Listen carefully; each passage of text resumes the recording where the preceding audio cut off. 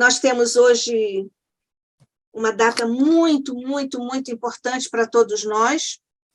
São 218 anos da chegada ao plano material do grande codificador para oferecer essa aula magna à humanidade, que é a codificação, na inspiração, na proteção de Jesus, o nosso governador planetário. Então, todos nós, se estamos aqui com as confianças, com a fé que nós temos, estamos agradecendo a esse espírito missionário, tão afinizado com o coração de Jesus, e que nós todos vamos hoje não só cumprimentar, mas envolver com a nossa humilde vibração de gratidão, mas a gratidão profunda por tudo que ele nos legou. Teu coração, Kardec querido, nós, corações pequeninos que aqui estamos, te agradecemos profundamente o teu legado inestimável de consequências e expansões ainda inabordáveis para a nossa compreensão, mas do que nos foi dado conhecer. Nós, querido mestre Lyonês, nós já sentimos que te devemos tanto, com tanta luz, tanta paz, tanto conhecimento e tanto amor à humanidade, que todo o teu trabalho, toda a tua história, toda a tua trajetória como espírito imortal e como Hippolyte Léon Denisard Rivaio encarnado, nós agradecemos por tudo. Neste instante, nossos corações elevam-se ao teu Jesus na esperança e também na certeza de que essas nossas vibrações de gratidão profunda possam chegar ao coração de Rivaio Kardec por tudo que nos legou. Nossa gratidão profunda, hoje e sempre. Nós ainda vamos fazer, além deste agradecimento, uma prece, aproveitando aqui, explorando a presença de César Reis, para que ele faça a nossa prece. César, cadê você? Está me ouvindo? Você está me ouvindo? Sim, estou ouvindo. Vamos fazer a prece com você, querido. Sim, vamos sim. Senhor Jesus, neste dia tão especial para todos nós que somos aprendizes da doutrina espírita, nós erguemos a Ti o nosso pensamento, profundamente agradecidos que nesta encarnação nós podemos nos aproximar desses ensinamentos que são verdadeiramente a luz de nossa existência. Que nesse encontro de hoje, Senhor, tomados pela consciência dessa luz, nós possamos nos aproximar um pouco mais dos Teus ensinamentos, nos aproximar um pouco mais dos Teus exemplos e seguindo as orientações que o nosso irmão vai nos passar, que possamos ganhar mais forças, mais energias, mais disposições, para que o bem seja efetivamente a realidade buscada efetivamente por cada um de nós. Abençoa, portanto, Senhor, nós pedimos a nossa reunião, que os nossos queridos obreiros que sempre nos ajudaram estejam conosco, que o nosso irmão que vai nos falar possa colher dessas fontes seguras a inspiração adequada e que nós todos possamos estabelecer juntamente com ele uma rede efetiva, onde o bem circule, ilumine, oriente, pacifique, nos ajude a ser melhores. Que seja de alguma forma um ponto dessa nossa reunião, onde se espalhe a misericórdia e o amor para a humanidade inteira. Agradecemos, Senhor, pela oportunidade que nos é dada e pedimos que com esses propósitos nossa irmã querida possa dar início à reunião programada para esta noite. Graças a Deus. Graças a Deus. Bem, nós temos hoje, mais uma vez, para nossa alegria, Paulo Henrique de Figueiredo, que é pesquisador espírita, comunicador da Rádio Boa Nova e TV Mundo Maior, onde ele apresenta o programa Livre Pensamento e Revolução Espírita. Autor de obras de sucesso como Mesmer, A Ciência Negada do Magnetismo Animal e Revolução Espírita, A Teoria Esquecida de Allan Kardec, Autonomia, a história jamais contada do Espiritismo, e Nem Céu nem Inferno, as leis da alma segundo o Espiritismo. O Paulo é um comprometido e apaixonado pela pesquisa espírita em sua essência e tem se dedicado ao longo dos anos ao estudo profundo das bases do pensamento espírita, buscando compreender com mais clareza os conceitos libertadores que a filosofia propõe. Em todas essas frentes de trabalho, como pesquisador, estudioso do espiritismo, ele tem, naturalmente, frentes de trabalho de resgate e ofereceu sua contribuição com notas de rodapé explicativas e a contextualização histórica na edição que resgata o texto original de A Gênese, Os Milagres e as Predições segundo o Espiritismo, lançada pela editora FEAL em 2018, e também O Céu e o Inferno, ou A Justiça Divina segundo o Espiritismo, numa tradução inédita da primeira edição original, publicada por nosso querido Allan Kardec, em 1865, lançada pela editora FEAL em 2021. Ele atua como coordenador e voluntário do Centro de Documentação e Obras Raras da FEAL. Esse acervo conta com centenas de manuscritos de Allan Kardec e de personalidades da memória espírita, documentos que têm sido recuperados para que esse verdadeiro tesouro literário, que guarda as ideias originais de Allan Kardec, possa ser preservado e conhecido ao longo das gerações. O trabalho, portanto, do nosso querido companheiro, nosso amigo, está hoje, muito mais ligado aqui às belezas e às luzes da codificação de Allan Kardec, o missionário que todos nós hoje, do coração profundo, nós agradecemos a ele por tudo. Então, vamos ouvir o Paulo, que trata aqui de um trabalho nos 4 momentos, autonomia, a verdadeira ideia espírita, e hoje ele nos fala sobre autonomia espírita, educação. Paulo Henrique de Figueiredo, somos todos ouvidos. Seja bem-vindo outra vez. Muito obrigado, Nádia. Agradeço muito a você, a organização, ao ICEB, a oportunidade, né? Repito que é uma honra, né? Estar participando dos debates dessa casa, né? Que tem uma tradição de grande importância para o Espiritismo. E ainda mais nessa data, né? Vamos fazer o que Kardec gostaria que fizéssemos, né? Uma vez ele foi convidado para um banquete e ele pediu que fosse substituído por um grupo, uma reunião de estudos. Que ele disse que o Espiritismo a gente realiza dessa forma, né? Então, eu acho que estamos hoje fazendo o que devemos fazer nesse dia, né? Buscar a compreensão. E a educação, ela é o cerne, é o coração da proposta espírita, né? Ele vem de uma tradição, né? De educadores de grandiosa importância para a humanidade, né? Sócrates, Platão, Jesus e Kardec, né?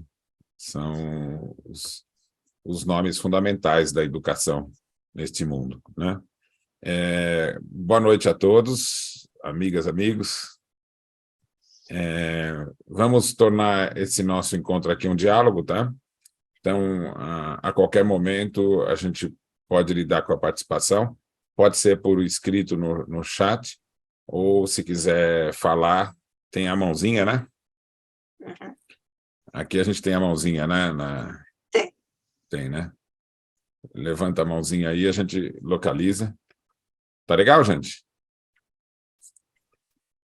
Todos animados? Sim. Agora eu vi uns sorrisos aí. Estavam... Sério. Bom, gente, Veja só essa frase de Kardec. A educação, se bem compreendida, é a chave do progresso moral. A educação, se bem compreendida, é a chave do progresso moral, né?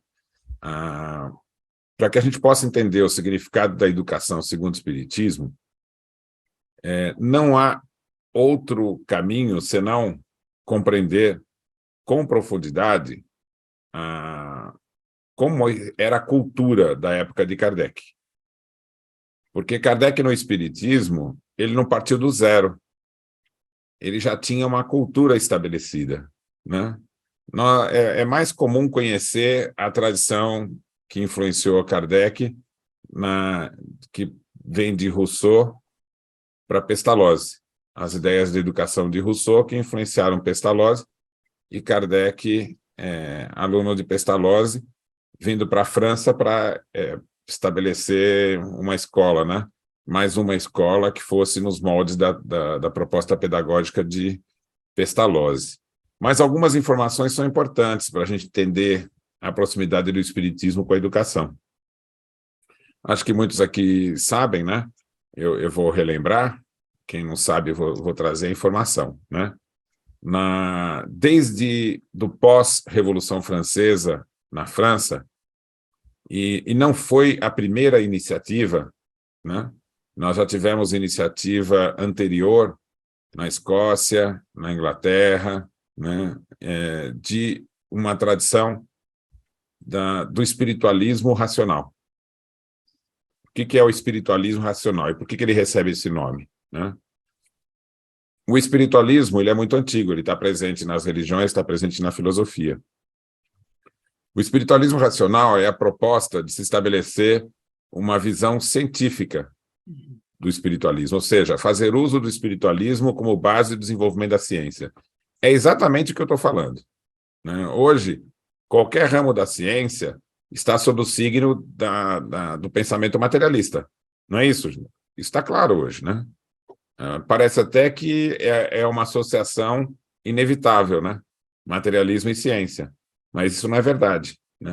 Durante o século XIX, né, e até a primeira metade do século XX, né, o espiritualismo se estabeleceu como base para a ciência. Não só as ciências humanas, mas a ciência como um todo. A hipótese de uma ciência baseada no espiritualismo é que levou a ciência a estudar o universo enquanto condição dinâmica. O materialismo ele se fundamentou no século XVIII e XIX, principalmente na ideia mecânica. A ideia de um vazio, de átomos como bolinhas duras, que se comportariam como se fossem bolinhas de bilhar. E todos os movimentos do universo seriam resultantes desses movimentos de impacto do átomo enquanto bolas duras, né? Essa concepção, né, ela caiu pela ideia da dinâmica, ou seja, a ideia de que tudo é vibração, né? A ideia da existência de um substrato, né, que teria como origem a causa do movimento, né? Essa hipótese, a hipótese dinâmica, foi pensada assim com mais profundidade por Leibniz, né? Com a concepção de força. E o Leibniz associou a ideia de força ao ser, né? Recuperando uma tradição longa, né, de pensadores, né? Nós vamos ter esse pensamento lá em Platão, quando ele vai dizer que a causa do movimento é o ser. Essa é a visão. A teoria platônica a causa do movimento é o ser. Então, Leibniz, na verdade, ele traz no tempo moderno o pensamento de Platão, né? Já o pensamento de Aristóteles era que o movimento é causado, né, ele tem que ter uma causa exterior, até chegar na causa primeira, que ele chama de primeiro motor. Aí, ou seja, o movimento é causado por... A causa é externa. A causa do movimento é externa. O único que move sem se mover seria Deus, então ele seria a causa primeira do movimento, né? Então, nós estamos aí num jogo de entendimentos do que é movimento, como se configura a matéria. E o que isso tem a ver com a educação, Quando você considera que a alma é causa do movimento, nós podemos pensar o seguinte: será que a alma tem movimento próprio, independente do corpo? O que vocês acham, gente? A alma tem um movimento independente do corpo? Sim, com certeza, Paulo. Que movimento que é? Da mente, do pensamento dela, da vontade, Como que a alma causa movimento? através do Sem o perispírito. corpo físico. Perispírito. O perispírito. Então veja, Nilson, você está utilizando os conceitos do espiritismo para pensar essa questão. Se você não considerar o espiritismo, né, como é que nós vamos conceber o movimento de alma? Entendeu? Desconsidere o espiritismo. Como é que a gente pode conceber movimento de alma? É um problema, Nilson. Porque a alma ela é considerada como sendo imaterial. Né? E movimento, na filosofia, né, não é só o movimento físico, né? É mudança de potencial. Por exemplo, quando você adquire um entendimento, isso é um movimento. Mas como é que você pode adquirir um conhecimento para ter movimento, se a alma é imaterial? Vocês percebem, gente, que a lógica da filosofia ela pode causar um impedimento, que seria o seguinte: a alma sobrevive ao corpo? Ela sobrevive. O espiritualismo afirma isso? A alma sobrevive ao corpo? Em geral, o espiritualismo afirma isso. A alma sobrevive ao corpo. Mas essa alma tem capacidade de movimento sem o corpo? O que vocês acham? Espiritualismo racional, não. O que a igreja pensa? A alma tem movimento independente do corpo? O que vocês acham? Quem Não. aqui já foi da igreja? Recebeu educação na igreja? Quem é que falou? Eu, Marisa. A alma tem movimento? Segundo a igreja, fora do corpo, não. Tem certeza? Não tem. Não tem. Ficou paralisada. Veja só, mas lá não tem movimento no céu e no inferno? Tem. Então a alma tem movimento? Tem. Não, não tem. Não é só sim ou não, tem que saber a causa. Do sim e a causa do não. Então veja só, Marisa. A igreja segue Aristóteles. Sim. Para Aristóteles, a alma ela é a forma, vamos dizer assim, é a ideia, a base. Por exemplo, a gente carrega na alma a ideia de ser humano. Só que essa ideia, ela não existe sem o corpo. Tá, mas de onde vem a forma, de onde vem o corpo? O corpo, será que a nossa alma é que faz com que a matéria seja corpo? Também não. Para Aristóteles, o corpo vem da semente. Entendeu? Em toda a natureza você tem a semente.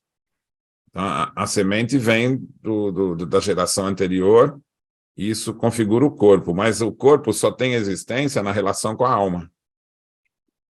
Então, em tudo na natureza, segundo Aristóteles, você tem o substrato, que é a matéria, e você tem a alma. Só que a alma, gente, ela tem, segundo Aristóteles, tem movimento? Segundo Aristóteles. Não tem, né, Fabrício? Não. Então, veja só. Movimento, para Aristóteles, para Platão, para a filosofia como um todo, não é só o movimento físico. A atualização, por exemplo, é movimento. Talvez, ao invés de usar a palavra movimento, usar a palavra mudança, né? Talvez seja mais fácil. Pode acrescentar como mudança. Agora, veja só, um jovem se tornar um adulto é mudança. Uhum. Então, agora, a alma do jovem é a mesma alma do adulto? Sim. É a mesma, porque se a gente dissesse que não, ela teria movimento, ela sendo material não tem. Então, na tese do Aristóteles, a alma ela é um referencial equivalente, não importa se é homem, mulher ou criança. Em cada espécie, na espécie humana, nós teríamos uma alma que seria a mesma coisa para todos. Tá? E de onde vem, então, a mudança? A mudança é do corpo. Então, veja só, gente, se a alma não tem movimento, e a gente vai aí para a igreja, o que a igreja faz? Ela dá continuidade ao aristotelismo. Então, a alma não tem movimento. Então, após a morte, ela se movimenta? Ela tem mudança após a morte, segundo a igreja? Segundo a igreja, não. Não. Então, como é que você vai vivenciar céu e inferno? Você precisa...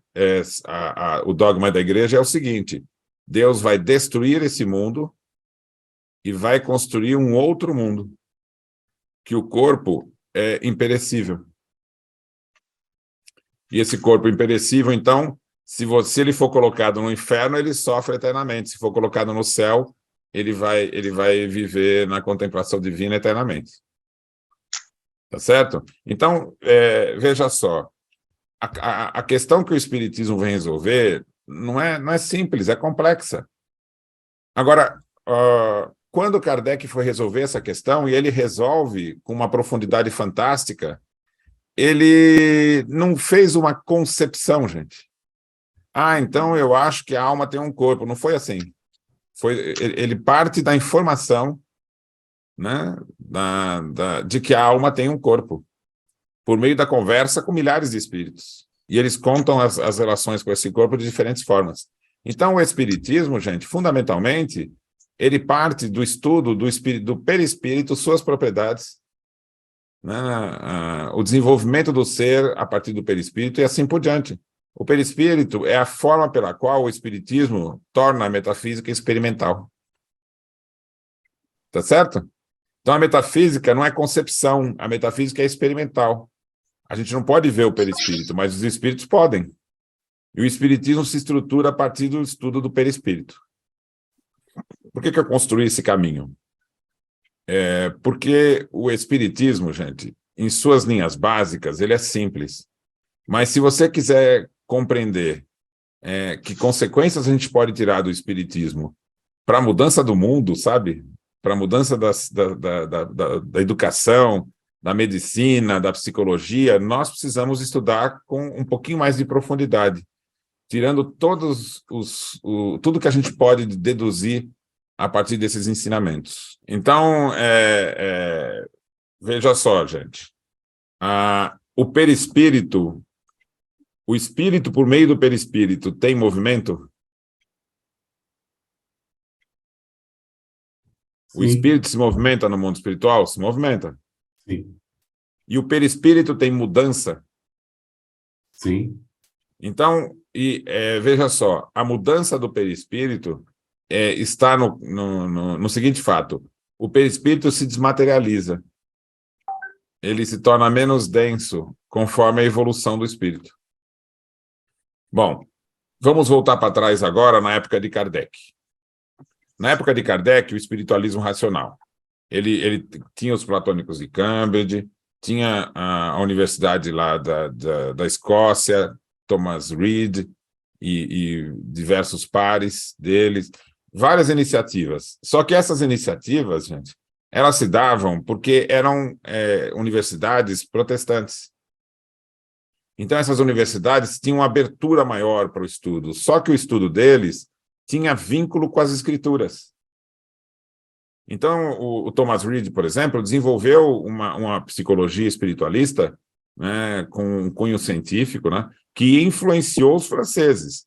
Mas os estudos deles envolviam o estudo das escrituras. Percebe? Não era o estudo fechado dos franceses, que era fundamentado na Igreja Católica, gente, que obrigava você a seguir os dogmas. O protestante permitia que você fizesse conjecturas. Então, percebe a diferença? Só que esse espiritualismo da Inglaterra, ele ainda tinha esse cunho de vínculo do espiritualismo com a religião. Quando você vai chegar na França, nós vamos ter a Revolução Francesa. A igreja expulsa, né, da educação, nós vamos ter a formação do instituto que vai estudar e desenvolver novas ciências, esquecendo o anterior, foi aquela quebra, né, que a Revolução Francesa causou. Vamos abandonar toda a proposta de estudo influenciado pela igreja, vamos começar do zero, com o Instituto. Nós vamos elaborar novas ciências, aí a gente reabre a universidade e passa a ter uma estrutura nova de ensino. Essa foi a proposta da Revolução Francesa. E os primeiros revolucionários, né, cansados daquela imposição dogmática, eles adotaram uma tese materialista. E na tese materialista, que é muito parecida com a psicologia de hoje, eles vão dizer que só chega a informação ao ser pelos sentidos. A mente ela é absolutamente sem informação alguma, e o que chega de informação é pelos sentidos. Tá certo? E a formação do caráter e do entendimento da pessoa é por a educação que ela vai ter, segundo a capacidade que ela tenha.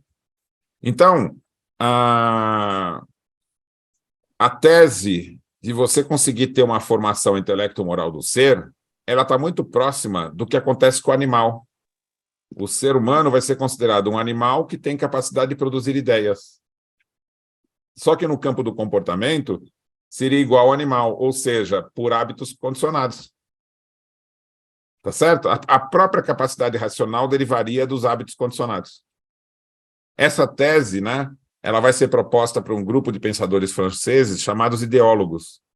O líder deles vai ser Destutt de Tracy, né, e ele vai seguir, basicamente, mas vai ampliar, as ideias de um pensador francês chamado Condillac. A tese ela é fundamentada em pensamentos da Igreja de Aristóteles, mas ela vai se tornar uma proposta científica. Então, a tese é elaborar no conhecimento do ser humano a mesma estrutura metodológica de ciência que fez surgir a física, a química, a biologia e assim por diante.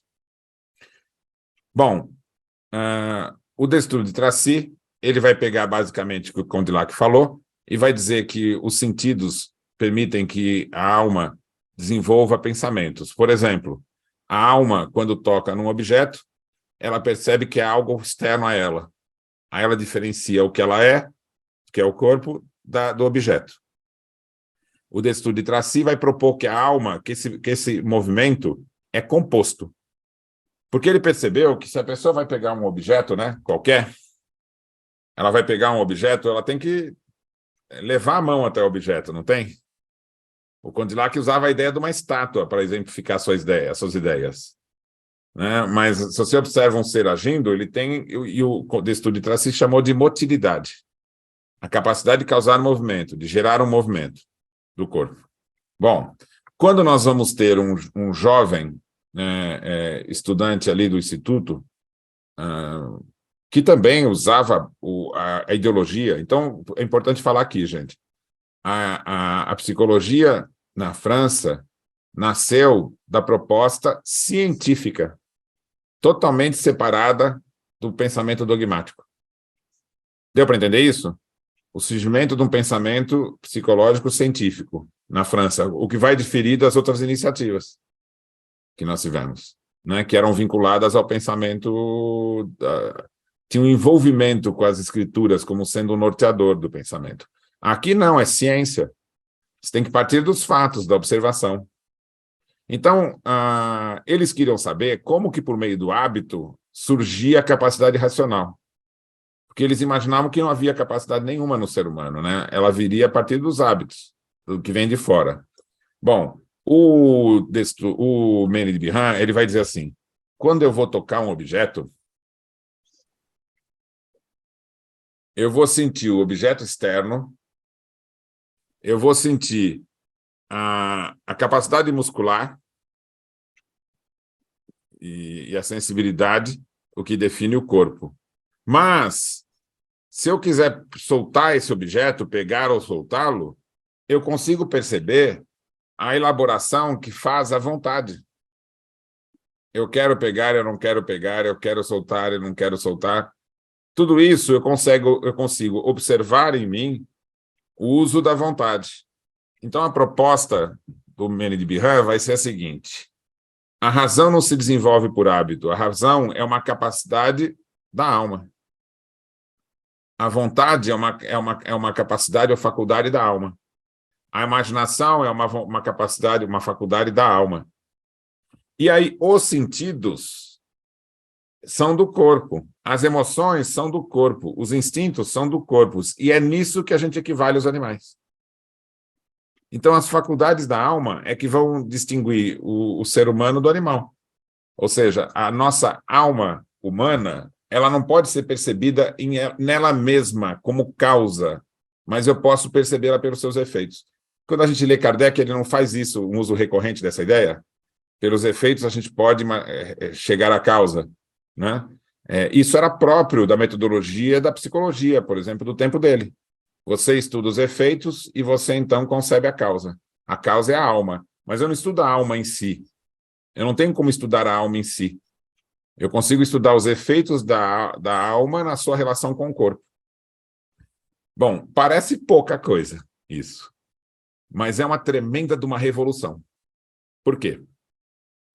Se as faculdades da alma são razão, vontade e imaginação, eu não vou conceber mais, então, a moral, gente, fundamentada no condicionamento. Porque agora eu tenho o movimento da alma, entendeu? Eu tenho o efeito da ação da alma sobre o corpo. Então, considerando que a alma tem a capacidade na razão, na vontade e na imaginação, eu vou poder pensar no seguinte: é diferente o hábito condicionado, vai propor o Mene de Bihan. O hábito condicionado, então, gente, é o que o materialismo define. Por repetição, segundo a... Veja, você tem algo externo, um cheiro de comida, você vê a comida, você fica com vontade de pegá-la. Tá certo? Se você vai em determinado local, é agredido, você sente a dor e não quer mais ir lá. Você põe a mão numa coisa, queima o dedo, você não põe mais a mão lá. Então, se ele, assim, o corpo reage com dor, prazer e com emoções às circunstâncias externas. E por meio, então, da repetição disso, você acaba formando os seus hábitos. Essa é a ideia do hábito condicionado. Agora me diz uma coisa. Isso não é o fundamento da psicologia atual? Desde o behaviorismo? Né? Você vai ter variações em torno disso, mas essa é a tese fundamental do materialismo. Né? Agora, veja, a tese do espiritualismo não é de que a alma não tem movimento? Então, veja só, o Mene de Bihan, na sua proposta experimental, ele vai estabelecer o óbvio. Eu consigo desenvolver a razão. Então, eu estou desenvolvendo a razão por meio da capacidade da alma. E o que seria, então, o ato moral, gente? O ato moral, considerado condicionamento, não seria você condicionar o comportamento do ser por meio dos estímulos de dor e prazer? Concordam, gente? Não é exatamente a proposta do materialismo da igreja? O condicionamento? Veja, se Deus cria para a alma uma relação com após a morte, definindo inferno e céu, e se você for submisso a Deus, você vai para o céu, e se você for rebelde a Deus, você vai para o inferno. Né? Porque aí você estaria agindo em função do demônio, dividindo, então, a existência do mundo espiritual em dois, o reino de Deus e o reino do diabo. Essa tese, gente, ela vai definir que Deus age conosco por meio do condicionamento, da mesma forma que os animais são condicionados na natureza. Pegaram isso? A tese da religião é uma relação de condicionamento entre Deus e nós para nos tornarmos submissos. Não é o que se faz quando você quer condicionar um animal? Ele não vai ficar, quando ele se torna dócil, ele se torna submisso. Veja, um cavalo, gente, que não fica dócil, né, ao condicionamento, ele tem utilidade? Não tem. Você vai subir nele e ele te joga longe. Você chega perto dele e te dá um coice. Não é a característica do cavalo que não tem utilidade? Então, a ideia é a mesma, gente, na relação com Deus. Então, veja, como é que essa ideia foi concebida, gente? Pela inspiração divina? De que Deus nos condiciona? Pensa assim, como é que é a gênese dessa ideia? Você considerar que Deus nos condiciona. Ele nos castiga quando a gente faz errado e ele nos premia quando a gente é submisso. Será que essa é a forma de agir de Deus? Você acha que não, Genezinho? Não. Tá, se ela não é uma lei natural, de onde veio essa ideia?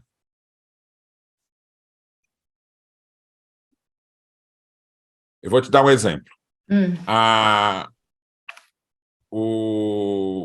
A Terra está no centro do universo? Não. E o Sol gira em torno dela? Não? Não é verdade isso? Não. Quem que tá é a Terra que está em torno do céu, da Lua, do Sol, é isso? Agora, de onde veio a ideia de que o Sol gira em torno da Terra? Pela observação dos antigos, né? Primeira coisa, ela é verdadeira? Não. A ideia é falsa. Mas de onde ela veio? Era observação de um tempo, de um povo antigo, né? Qual a observação? De que a Terra girava. Que o Sol girava em torno da Terra. Isso. Mas isso não vem de você olhar para o Sol? Isso. Tá. Observação. Então, se você olhar para o céu hoje, você não vai ver as estrelas girando em torno?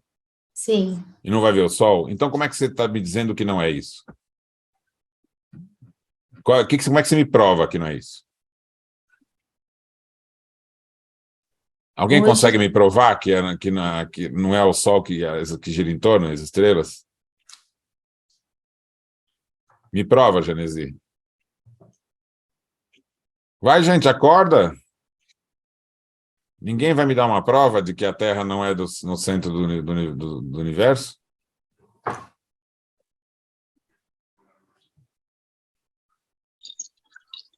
Pela própria observação que a gente tem das imagens que são feitas pelos satélites.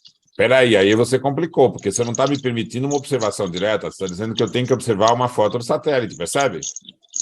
Aí é um uso de tecnologia, e é indireta, não é a minha observação. Se eu olhar para o céu, as coisas giram em torno da Terra. Então, veja só, gente, nós adquirimos a capacidade de produzir um conhecimento que a gente confia nesse conhecimento. Isso. Pela lógica e pela observação que outros fizeram. Mas aqui alguém já olhou de fora da Terra? Não. Pessoalmente? Você já, Genesi? Não. Aqui entre nós, não. A gente olha e aceita isso como sendo uma realidade, sem que isso corresponda à observação direta. E de onde veio a ideia de que tudo gira em volta? A gente basta olhar para o céu. Vocês perceberam a correlação, gente? O senso comum leva a esse entendimento. E aí você adota isso como sendo a realidade, mas essa realidade não existe. Tá claro isso, gente? Parece uma coisa bobinha, mas isso é importantíssimo para a gente entender as correlações do conhecimento. Tá certo? Entendeu, Genesi? Certo. Agora, sim, da onde vem a concepção de que Deus nos castiga e nos premia?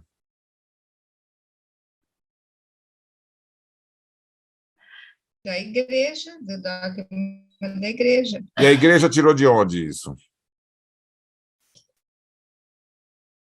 Veja só, Clarice.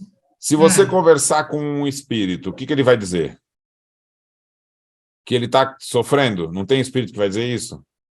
Eu estou sofrendo, eu estou com fome, eu estou com sede, não é? Com todas então as você sensações. imagina que tem um lugar que sofre no mundo espiritual.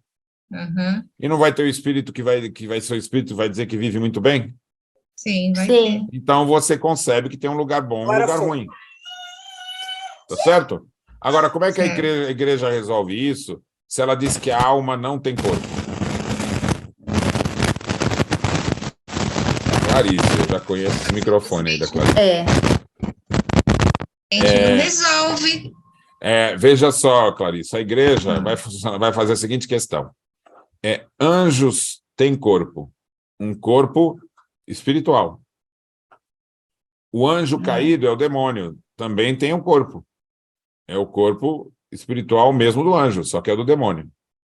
Então, quem se movimenta para poder se comunicar com os homens são os anjos e os demônios.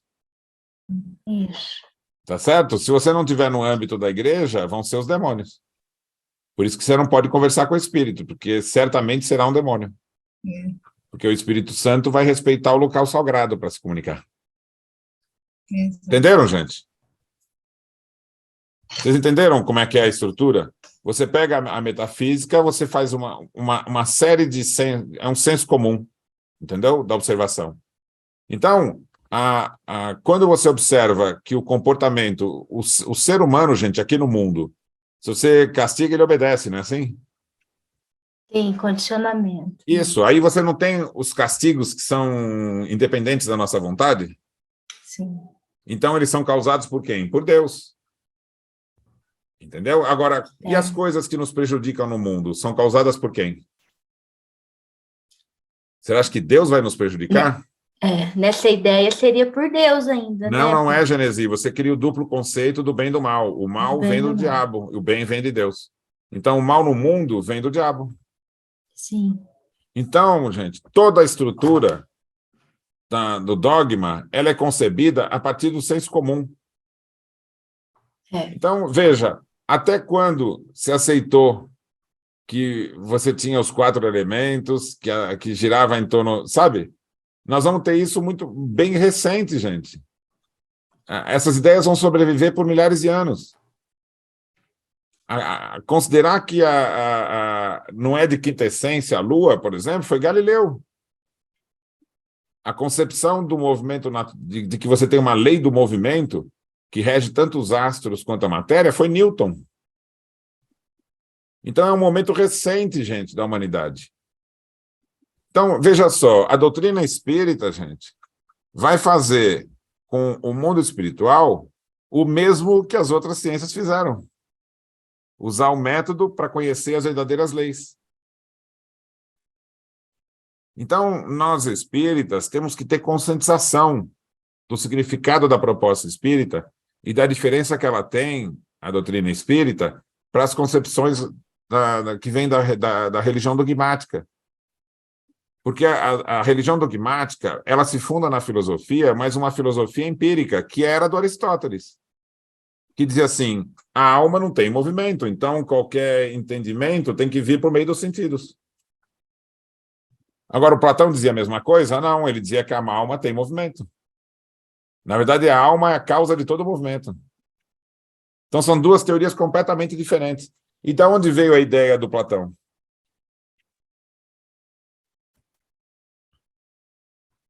Em parte veio de Sócrates. E de onde veio o conhecimento de Sócrates?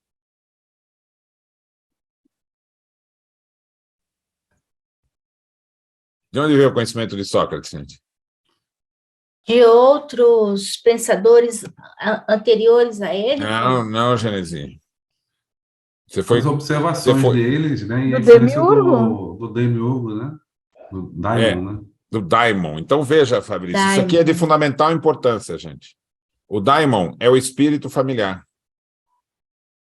Então, tinham 4 fontes narradas por Platão.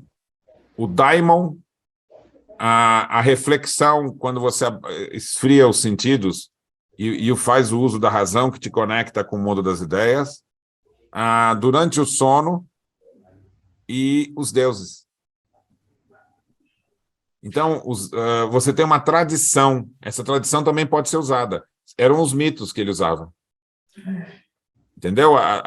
Essa tradição fazia com que esse conhecimento da espiritualidade estivesse simbólico, mas ele responde à realidade da espiritualidade.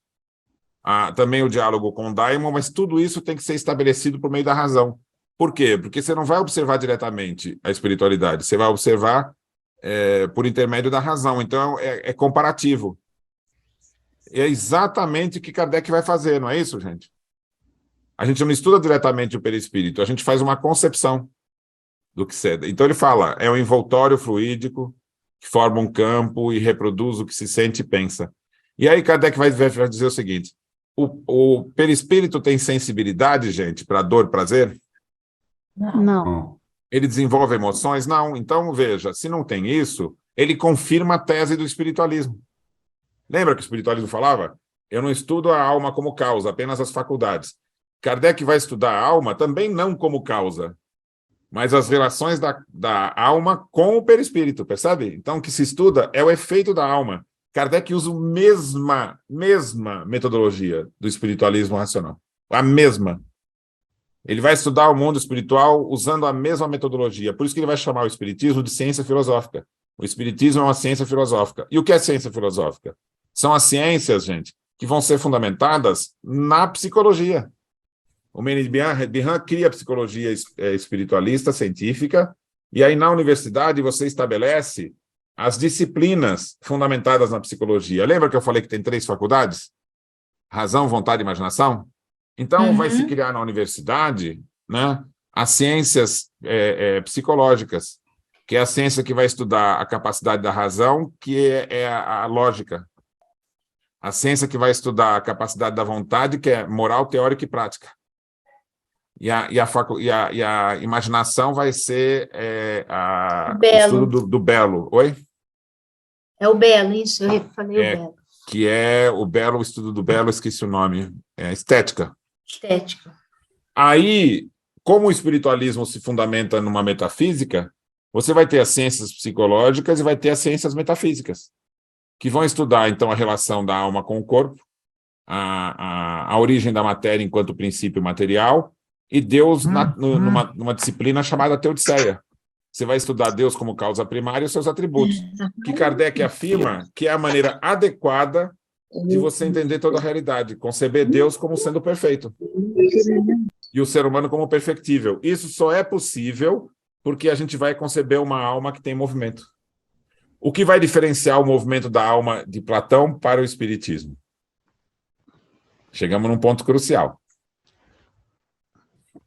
Para Platão, gente, ele está influenciado pela filosofia antiga.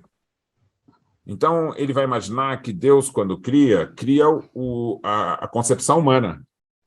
E tudo deriva dela, mas deriva dela de uma forma degenerativa. Então, ele vai criar a hipótese da reencarnação degenerativa. Você agiu mal nessa vida, você vai reencarnar como sendo alguém de uma condição mais simples de vida, entendeu? Com menos capacidade intelectual. Não fiquem bravos comigo, mas ele vai dizer que se você ainda não aproveitar bem essa segunda encarnação, você nasce numa condição mais degenerativa ainda como mulher. E aí, assim por diante, até chegar no animal. Não é para dar risada não, Paulo.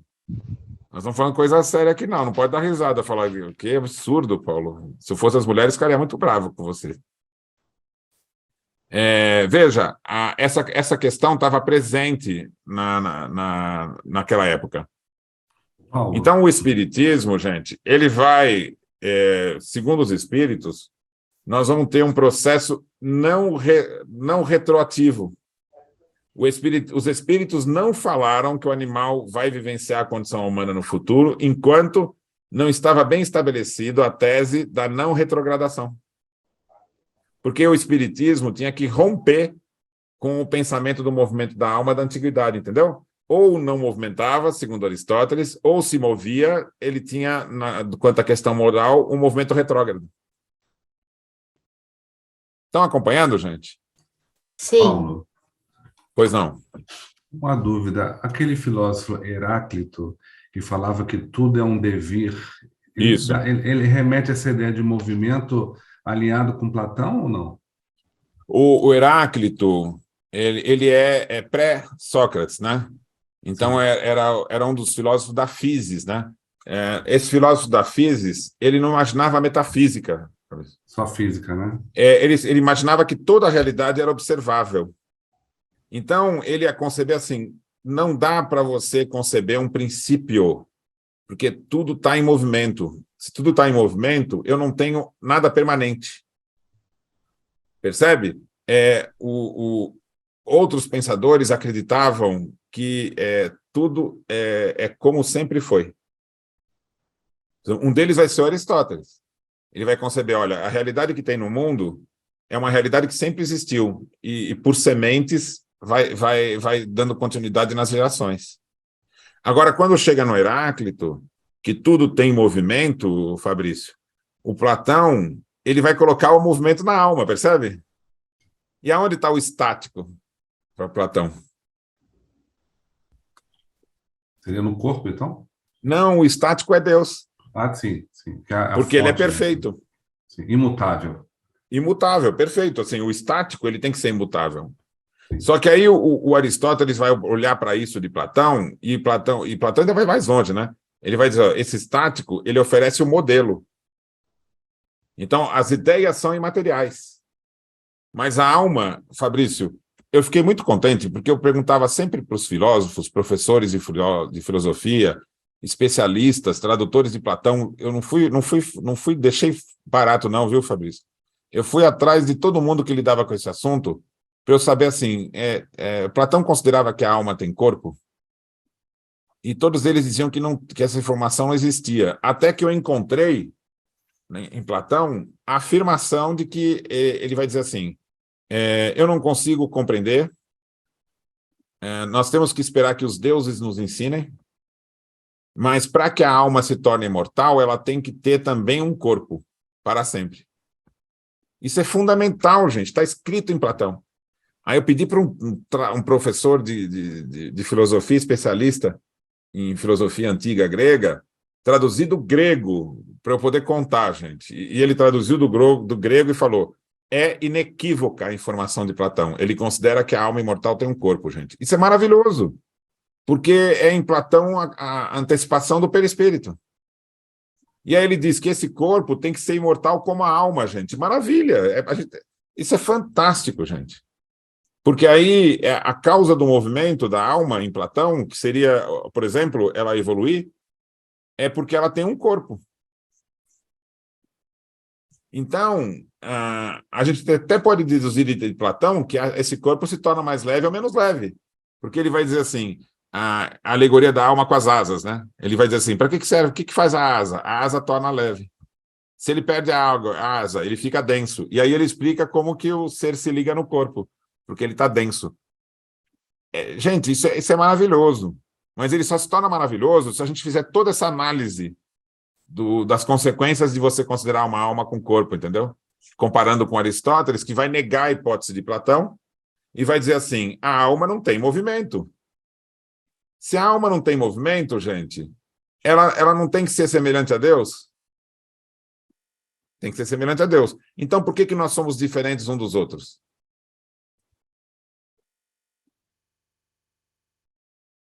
Por que nós somos diferentes? Tem pessoa que é mais inteligente, tem pessoa que é menos. O corpo, que eu explico. Isso. E agora, o que no corpo tornaria a condição mais fraca? Veja só, ele vai longe. Ele vai dizer assim, a semente tem que ser mais fraca. Então ele vai dizer assim, a semente da mulher é mais fraca que a semente do homem. Então, se um homem já tiver um filho com mais idade, ou ele for um homem que não tiver uma boa educação e nem uma alimentação adequada, vai nascer uma mulher. Vocês percebem a origem de todo o preconceito, gente? Entendeu? A alma do escravo natural, a semente do escravo natural, a semente do estrangeiro, que não consegue ter a capacidade que o grego tem. Essa é a origem do nazismo, gente. Da eugenia, de todas essas concepções modernas, as ideias do Comte, né? Aquelas ideias na época de Kardec, lembra do cérebro? Que você tinha das raças, as ideias das raças, gente. A raça negra é incompleta. Tudo vem da hipótese de Aristóteles.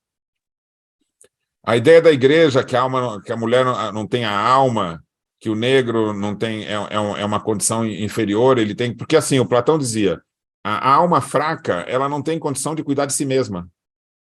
Então ela é como se fosse o escravo é uma extensão do Senhor, entendeu? Ele vai mais longe, ele vai dizer assim, o escravo, quando ele é um escravo natural, ele é dócil. O escravo não natural, ele precisa da violência para você domá-lo. Então, gente, quando a gente vai trazendo para hoje, gente, isso aqui é hoje, vale para hoje. Quais são as concepções de educação que nós temos hoje, então? Então, a tese espírita da educação, ela evolui da tese do espiritualismo racional, que vai dizer o seguinte, o que é verdadeiramente educar? Educar não é por hábitos condicionados, é por hábitos adquiridos. E aí nós vamos ter em Kardec, no Livro dos Espíritos, na questão que é bem legal depois de vocês lerem, 685, né? Veja só.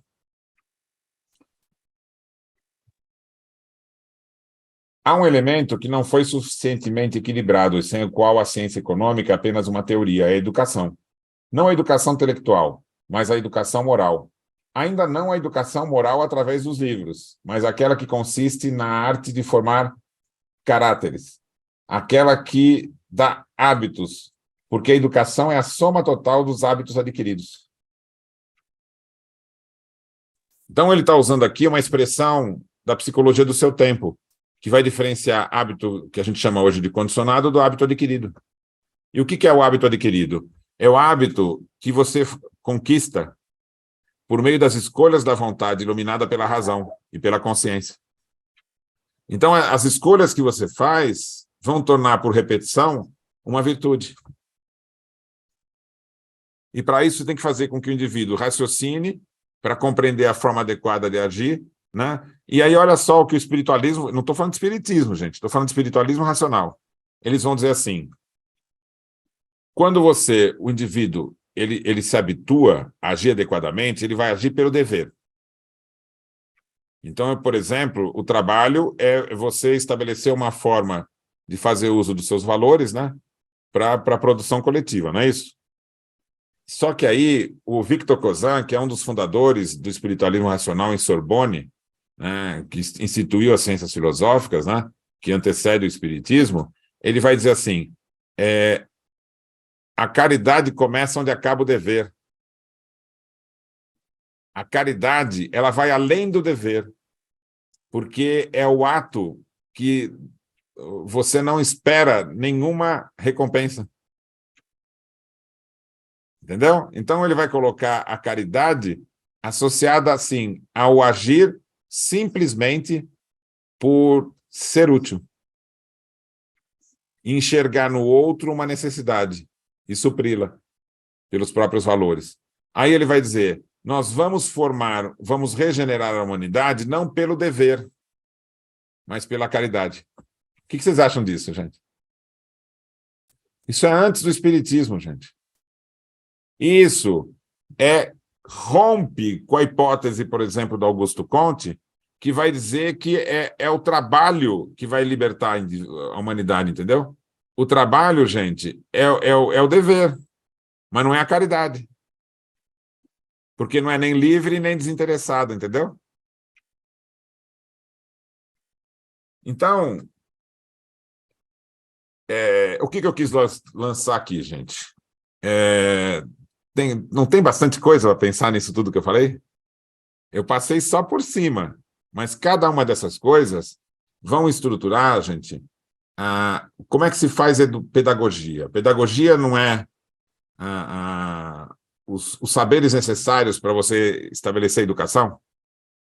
Esses saberes necessários, eles passam por psicologia, por filosofia, não é isso? Então, se você conceber o ser humano do ponto de vista materialista, você não vai ter caridade, né? Você só vai ter dever. Porque todo ato é retributivo. Se você for pegar, por exemplo, não precisa ser o behaviorismo, que já vai dizer isso, né? O behaviorismo fundamenta isso. O ser humano responde a uma recompensa. Mas se você pegar Freud, por exemplo, ele vai dizer a mesma coisa. Né? Como é que é aquele nome daquele artigo dele sobre a questão social? Esqueci o nome do artigo dele, esqueci agora. Não é o mal-estar da civilização? Isso, o mal-estar da civilização. Quem é que falou isso? Juliana. Foi eu. Onde você viu falar desse mal-estar da civilização? Eu tenho a coleção do Freud. Que bom. Estudei. Então, no mal-estar da civilização, ele vai dizer assim, não faz sentido você ter um amor incondicionado, porque o amor, ele tem que, e a amizade, ela tem que ser a resposta de algum ganho. Então, o behaviorismo fala isso, o Freud fala isso, ou seja, você coloca, o Comte vai colocar o trabalho, né, que liberta, ou seja, você está colocando tudo na retribuição. E a retribuição é o ato condicionado, não é o hábito adquirido. Que o hábito adquirido ele precisa ser livre. Tá claro até aqui, gente? Só que o Espiritismo, gente, tem um trunfo para fundamentar a educação como sendo revolução moral. E eu vou dizer aqui para vocês. Kardec, quando você vai trabalhar, antes de Kardec, quando você vai pegar Platão, ele não vai estabelecer uma teoria do conhecimento? Como que você adquire conhecimento? Bom, o Aristóteles diz que é só pelos sentidos, então ele é a base de todo o pensamento que nós estamos falando aqui. Porque quando você adquire conhecimento pelos sentidos, tudo que você vai vivenciar é do âmbito do mundo. E no mundo, gente, você não trabalha com quantidades finitas? Se você trabalha com quantidades infinitas, você vai trabalhar com as questões de posse, as questões de reconhecimento, as questões ligadas à quantidade, percebe? Toda a forma de pensar, condicionada pelo ato do corpo no mundo, do ser no mundo, ele é relacionado à troca. Você troca com a própria natureza, entendeu? Ela te dá alguma coisa, você tem que oferecer alguma coisa.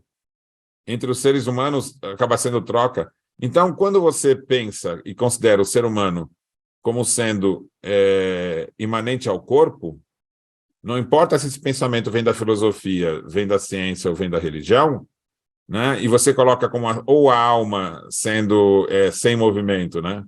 Ou a alma não existindo, não importa, vai dar na mesma. Você vai conceber toda a relação humana baseada no que você observa na natureza, ou seja, comportamento instintivo, comportamento animal, hábito condicionado. Então, e a moral espírita é fundamentada nisso? No que a moral espírita é fundamentada? Então, agora veja só, gente. Se você for, só para poder deixar claro aqui, gente. Se você for pegar Kant, ele não vê movimento da alma. Ele vai conceber toda a metafísica e a proposta filosófica dele, mesmo a proposta crítica, considerando que a alma não tem movimento.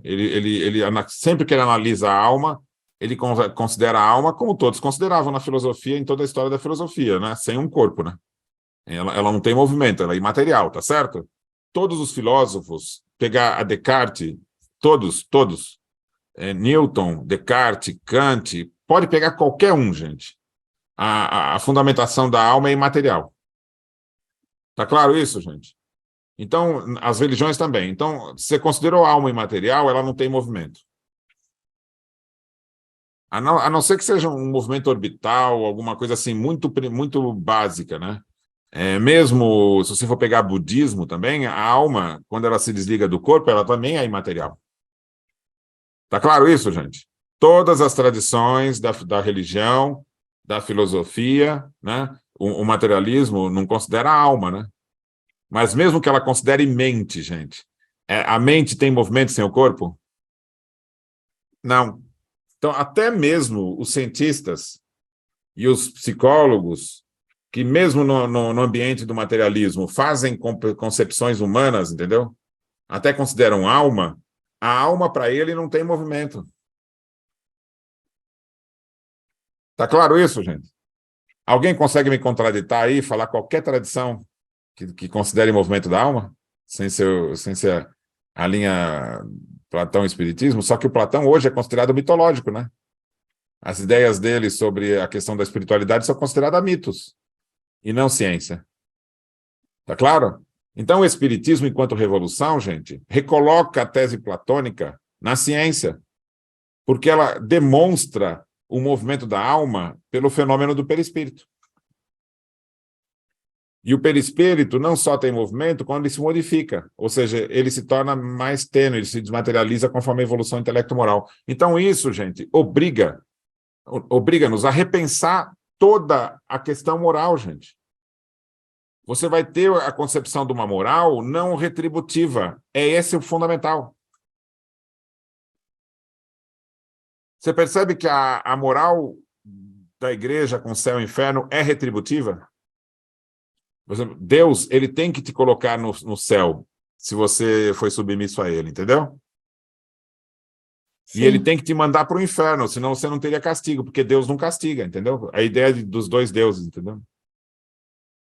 Tá? Agora me diz assim, o que acontece com a alma no budismo? Se ela não se livrar do apego. Alguém sabe? Continua reencarnando, né? Ela fica presa à roda da samsara, eternamente. Sim. Ela só vai se libertar se ela tiver o desapego. Agora, o libertar-se, gente, é ficar numa condição imanência, imaterial. Então, gente, o espiritismo, gente, ele é uma filosofia, uma teoria muito especial, gente, porque ela é única no mundo. É a única teoria que vai demonstrar o movimento da alma. E diferente de toda a tradição antiga, que imaginava um movimento que tinha retroativo, né? Degenerativo, ele vai colocar o movimento evolutivo. E agora me diz assim, no espiritismo você tem o reino do bem e o reino do mal? Não. Não, ele elimina o duplo conceito. Então, veja só, o Platão, ele considerava que havia uma só diretriz para a realidade. Qual era a ideia fundamental de toda a realidade? A ideia do bem. Do bem. E o espiritismo vai propor isso? Vai. A mesma ideia. O bem é o referencial de toda a realidade. Se ele é o referencial de toda a realidade, gente, ele é o referencial de todas as ciências. Então, qualquer ciência lida com o bem. Na tese espírita, que é o renascimento da tese platônica, né? E a tese de Jesus, né? No âmbito da ciência. Porque ele consegue conceber que o mundo espiritual, gente, não é um mundo... como é que fala? Dual. Não é um mundo imaterial. É um mundo sensível. E qual que é a sensibilidade da alma?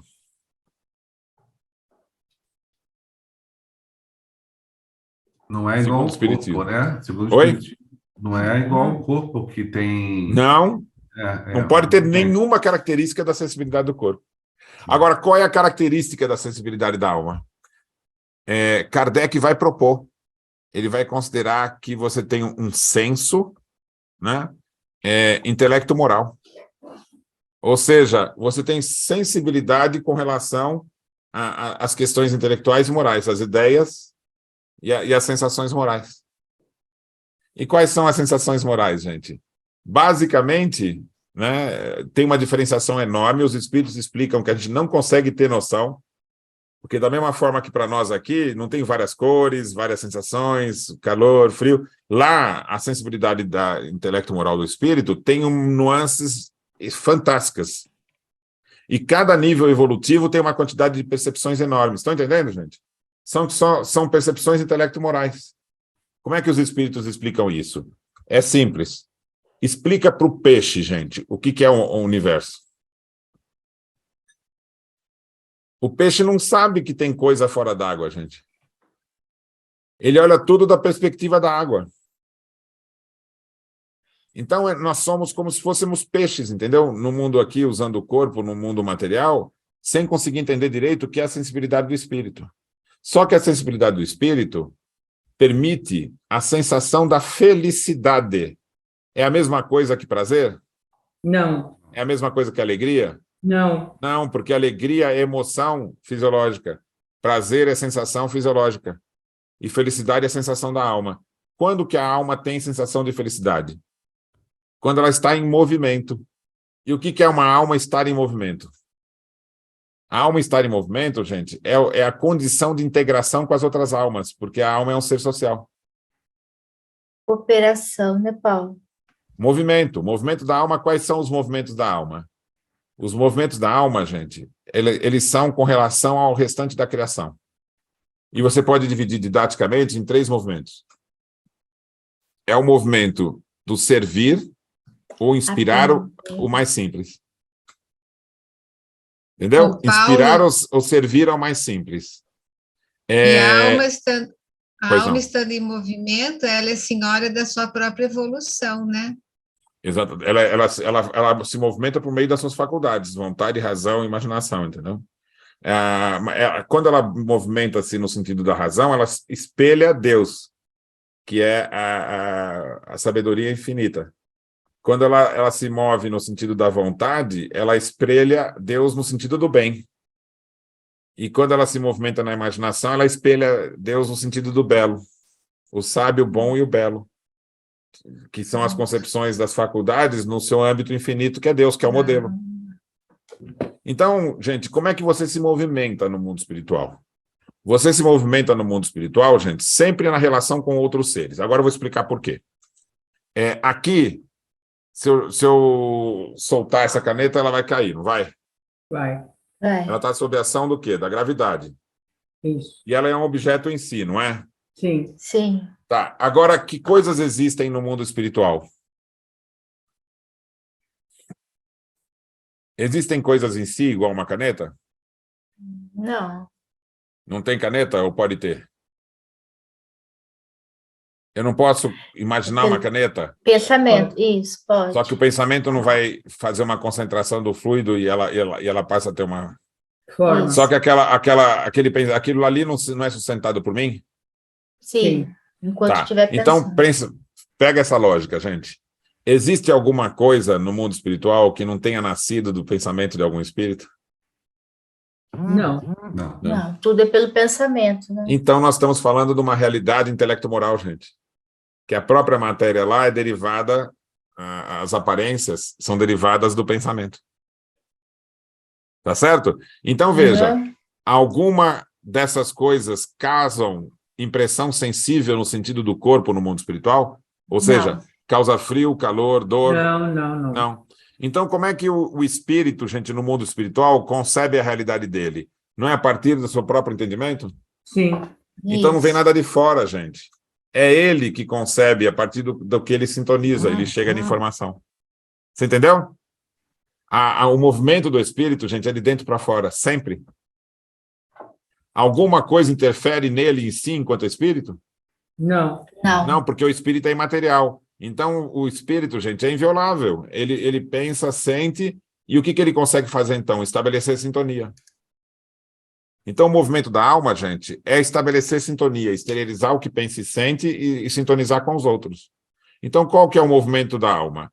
Ela vai agir com relação ao que nós vamos chamar de retaguarda, que são os seres mais simples do que você. O que você vai fazer com eles? Você vai servir. Servir e oferecer inspiração. Por quê? Educação, gente.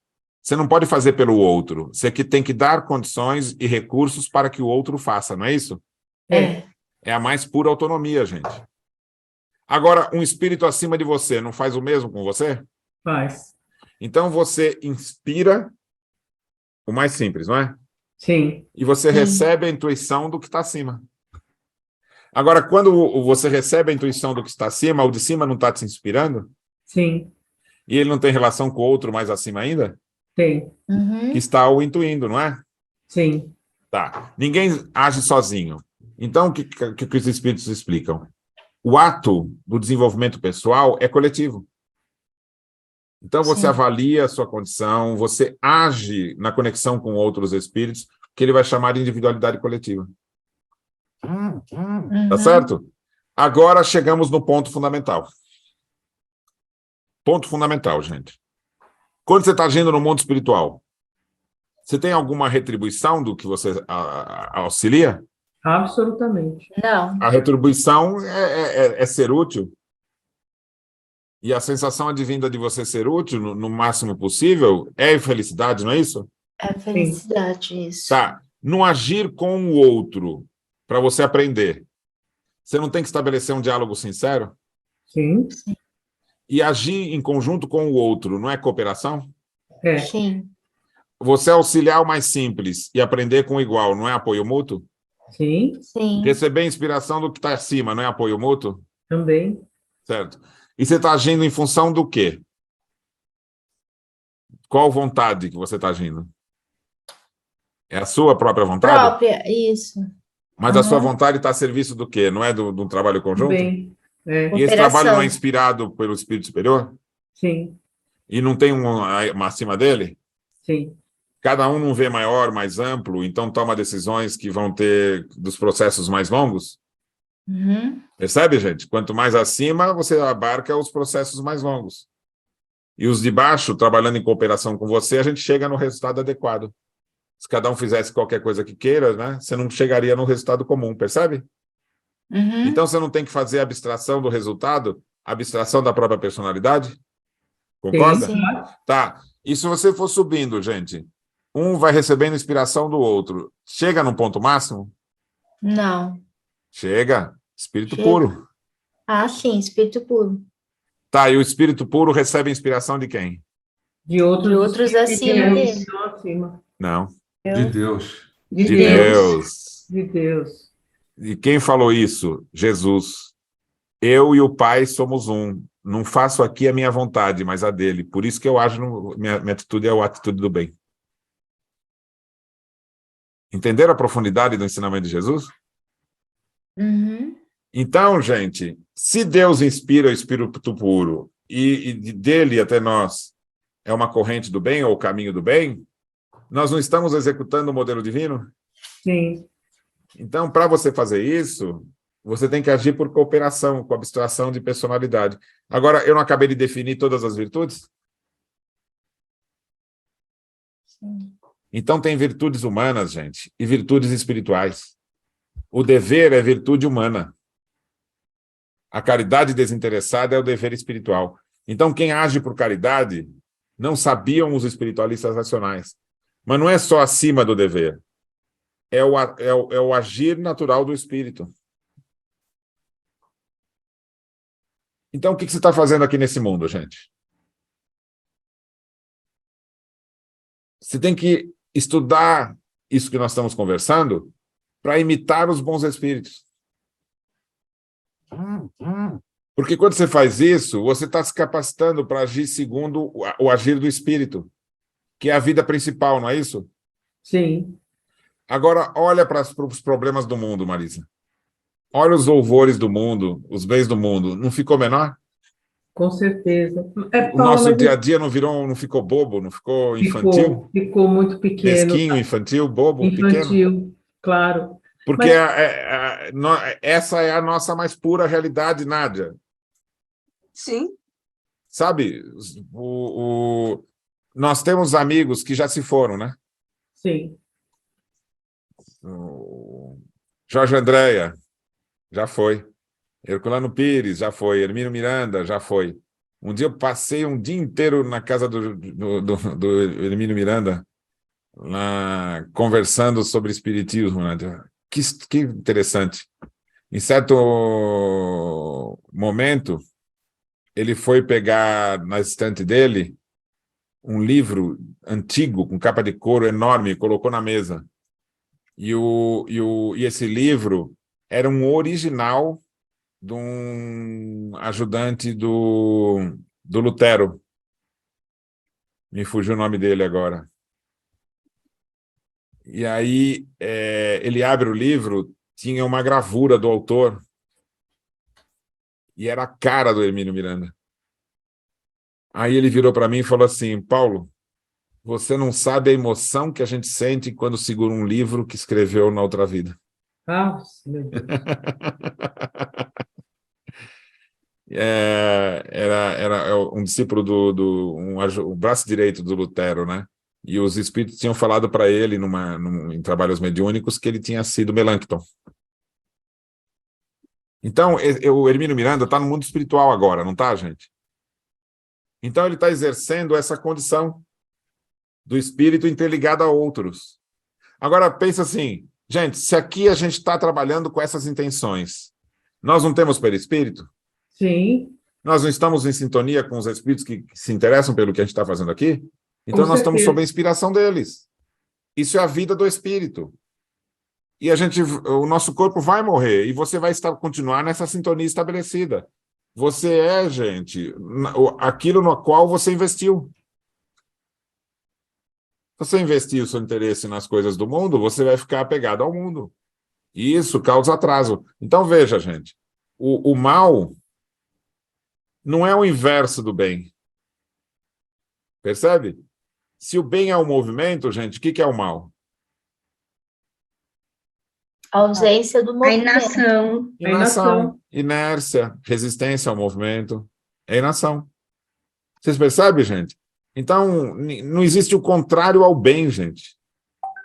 Veja só como isso tem implicações no entendimento da moral. O que é fazer o bem pelo outro? Não é inspirar e servir? Sim. Tá ótimo. E o que é fazer o mal ao outro? É a inação na relação Sim. com o outro. Como é que eu chamo isso? Indiferença? Indiferença. Entendeu? Quando você encontrar... A Juliana é psicóloga, né? Quando você Sim. encontrar alguém agressiva, uma pessoa agressiva, a pessoa agressiva, ela não é desinteressada. Ela é demasiadamente interessada, entendeu? O Verdade. agressivo, ele é o possessivo. Porque você agarrar e você empurrar, sabe? Você segurar, você quebrar, é a mesma coisa. São contrários do mesmo ato. É o ato de querer estar muito próximo do outro. Sabia, Nádia? Sim. Sabe, matar o outro, na verdade, é querer trazer o outro para mais perto que fosse possível, sabe? É agarrar o imaterial. Então, o mal, na verdade, é uma condição patológica, que é um movimento equivocado, excessivo. O grave mesmo é a indiferença, que traz o ser para a inação. Porque o movimento pode ser reparado, sabe? A inação ela pode durar a eternidade. Agora, vocês percebem, vocês perceberam que eu transitei do estudo da condição do espírito para as definições da moral? E vocês perceberam que foi contínuo? Então, nós temos no Espiritismo, gente, a definição das condições sensíveis do mundo espiritual e do ambiente do mundo espiritual, e o ato do espírito, o agir dele, o caminho do bem, a relação com os outros espíritos, a sintonia, e o sentido espiritual. Está aí, Fabrício. Sim. O sentido espiritual é essa condição de você compreender os movimentos do mundo espiritual. Agora, Você tem que haver ampliar um a sua cuidado, mente. né? Oi? Desculpe. Tem que haver um cuidado, que eu acho que normalmente também, até no movimento espírita, coloca-se o perispírito com as mesmas características do corpo físico, né? Você jogou fora a teoria espírita. Sim. Porque quando você materializa, você está indo para uma teoria de influência católica. Só que também mal resolvida, porque o católico, a igreja sabe que Deus não pode alterar as condições se ele não destruir o mundo, né? O corpo, para ele, não é corpo espiritual, é corpo físico. E para ter um corpo definitivo, você tem que destruir o mundo. Aí você tem que dividir o reino em dois, entendeu? Uhum. Que enquanto nós estamos vivos, o corpo é perecível. Por que é perecível, gente? Porque ele sofre a influência do mal. A tese católica é essa. O corpo físico, ele tem a concupiscência, a atração do mal, entendeu? E o demônio, hoje, ele age no mundo. E ele tenta te enganar. Essa é a tese, o duplo conceito. Só que isso, Fabrício, não bate com a filosofia. Não é nem a Platão, nem a Aristóteles. É fora do pensamento filosófico.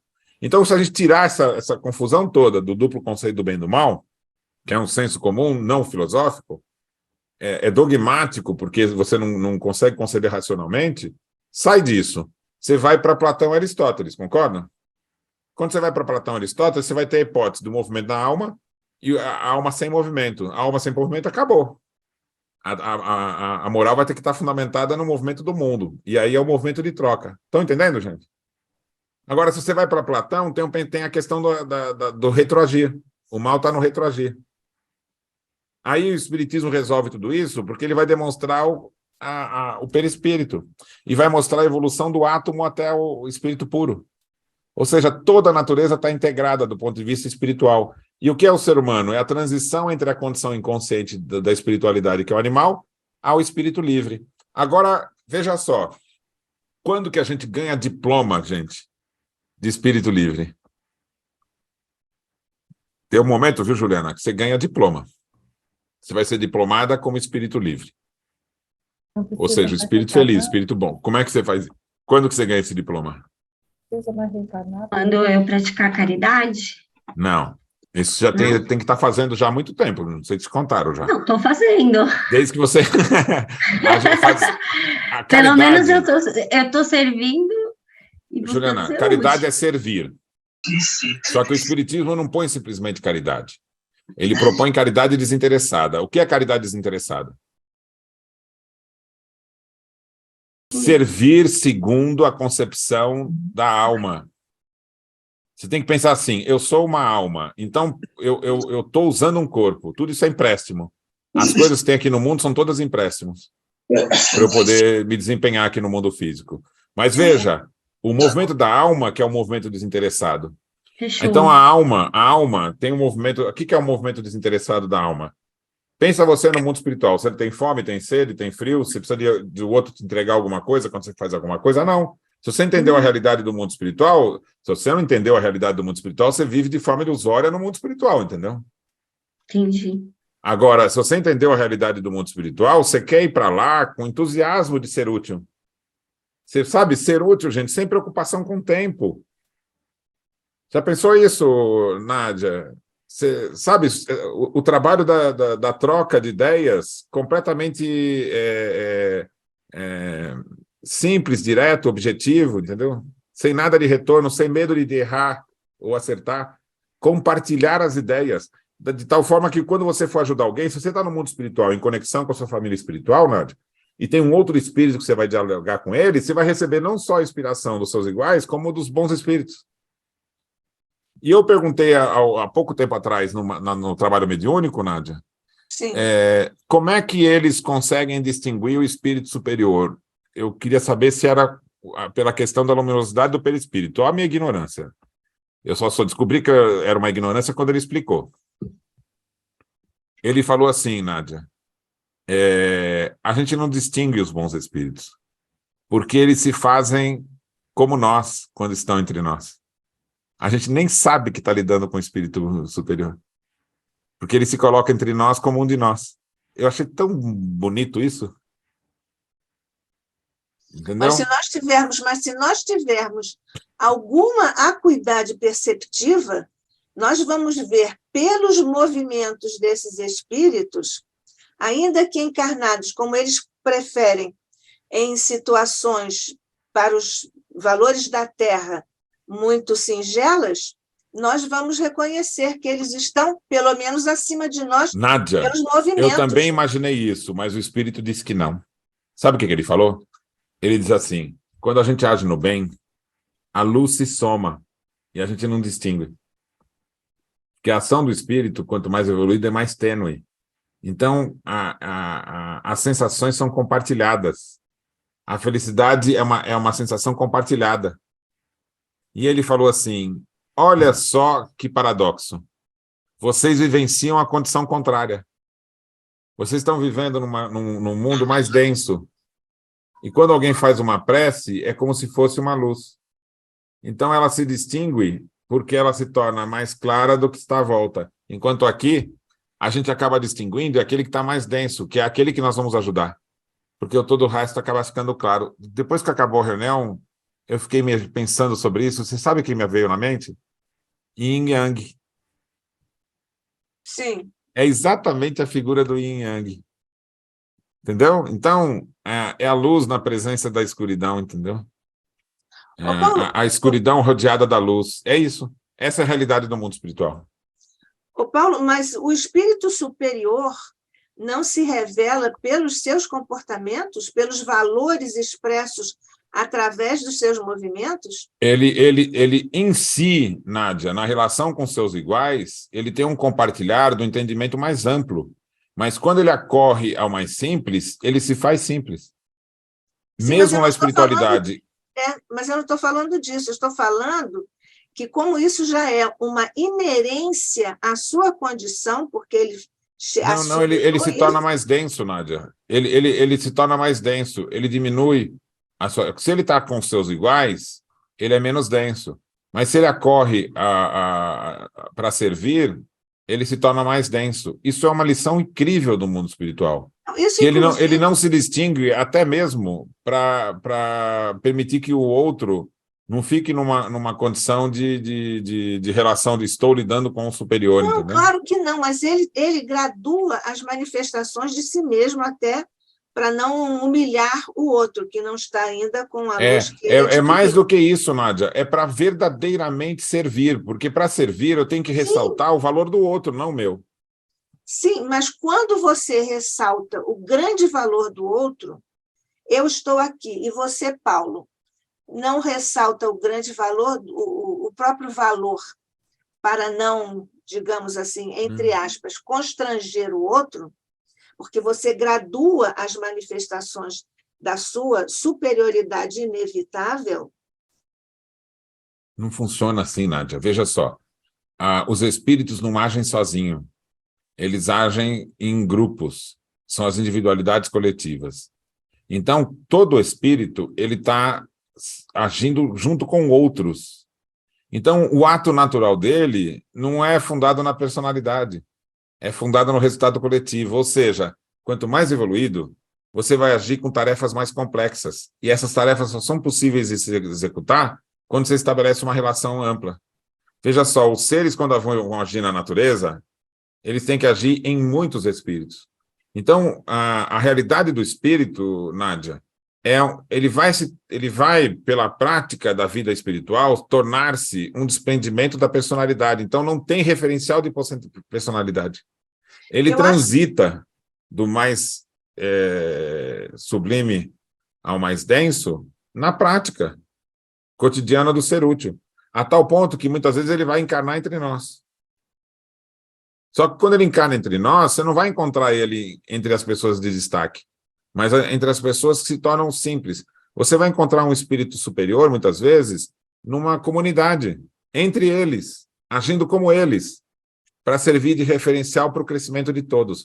A capacidade do espírito superior está em atingir o coração de muitos. É aí que está a questão.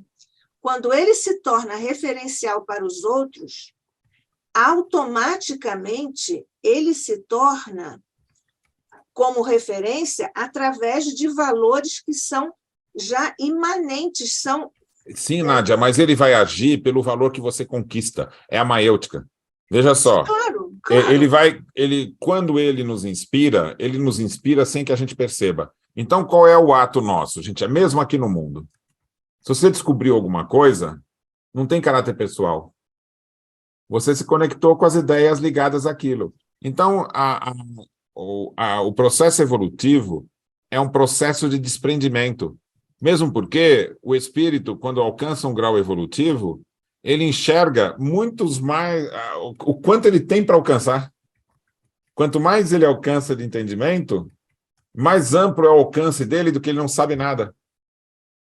Eu quero colocar a questão, não quero monopolizar, evidentemente, mas eu quero colocar, então, a questão em dois patamares ou em duas instâncias. Uma é a de Jesus, que teve esse movimento todo que você aí descreve. E, evidentemente, que é inevitável nós concordarmos, não é isso? Agora, o outro é de Paulo. Quando Paulo diz, fiz-me fraco para ficar entre os fracos e, naturalmente, servi-los, ele manifesta a sua, que já era grande, Paulo, naquela época, não é? Ele manifesta a sua grandeza através dos seus comportamentos. Sim, Nádia, mas aí veja... nós estamos falando de duas instâncias, espíritos altamente qualificados... Nádia, vou pedir para você um exercício aqui. Eu estou oferecendo aqui um exercício. O Espiritismo ele vai ter uma nova instância que não está alcançado pelos textos do Evangelho, nem pelos textos de Platão, que é o quê? O espírito é um ser que age de forma coletiva, Nádia. Então, o referencial de o Paulo, o Jesus, os espíritos explicam assim, as individualidades coletivas são o povo, o grupo, a família, o grupo espiritual. Só que quando chega num nível mais alto, eles se tornam unidades coletivas. Não há nenhum ser que age sozinho por si, a não ser que ele esteja em missão. Então, não é disso Nádia, que eu estou falando. Então perde o referencial de si mesmo, no sentido de que ele participa de algo coletivo. Então, a individualidade é o entendimento, é a sensação. Por isso a felicidade. A felicidade é eu me sinto contribuindo para algo maior do que eu mesmo. Se eu fosse fazer sozinho, eu não faria tão bem. Aí, quando ele vem em missão, ele está em conexão com todos. Agora, quando chega num nível mais alto, você está em conexão com o pensamento divino. Não dá nem para a gente imaginar o que é isso. Pois é, por isso que eu falei que nós estamos aqui, talvez, pensando duas instâncias diferenciadas. Porque quando eu tomo Jesus, evidentemente que para nós é o ser mais... Não, Nádia, nós já estamos na condição... Todo espírito, na espiritualidade, ele está, a qualquer momento, diante da sensibilidade espiritual, diante da felicidade e diante do atuar coletivo. Todo mundo aqui já tem vidas suficientes e já começou há muito tempo atrás a possibilidade de atuar por meio de um grupo espiritual. Então, esse é o referencial que eu estou querendo trazer. O referencial da moral não é o ser em si fechado, que é o que a gente enxerga quando está aqui no mundo. É o ser coletivo, é o ser que age na coletividade. Então, é o aprender na coletividade, é o servir na coletividade, é o intuir na coletividade. Então, a sensação espiritual é essa percepção de si na coletividade. É isso que difere do mundo físico, porque aqui a gente tem um referencial. Então, eu diria, para poder resumir, que é a mesma coisa de você olhar para o céu e achar que está tudo girando em volta.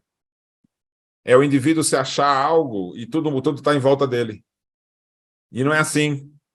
Na verdade, nós estamos em sintonia com... E a sintonia, por exemplo, se você olhar para ver a realidade da Terra no universo, ela está em torno do Sol, mas ela está em torno do Sol e o Sol tem um movimento com relação a outros sistemas solares. E a gente tem um movimento com relação à galáxia, e a galáxia tem um movimento em relação às outras galáxias. Então, os movimentos são relativos. Quando você estiver no mundo espiritual, gente, você não está sozinho. Você está unido com a sua família espiritual. Toda vez que você for ajudar alguém, você está ajudando conectado com isso e com a inspiração dos que estão acima. Ou seja, o que se define como sendo caminho do bem é o bem se faz por um caminho que vai a Deus. Então, ninguém faz nada por si próprio. Você é um reflexo do bem divino.